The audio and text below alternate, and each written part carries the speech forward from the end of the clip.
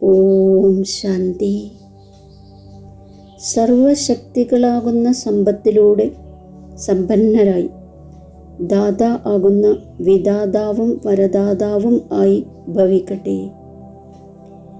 ഏത് കുട്ടികൾ സർവശക്തികളാകുന്ന സമ്പത്തുകൾ കൊണ്ട് നിറഞ്ഞിരിക്കുന്നത് അവരാണ് സമ്പന്നതയുടെയും സമ്പൂർണ്ണ സ്ഥിതിയുടെയും സമീപത അനുഭവം ചെയ്യുന്നത്.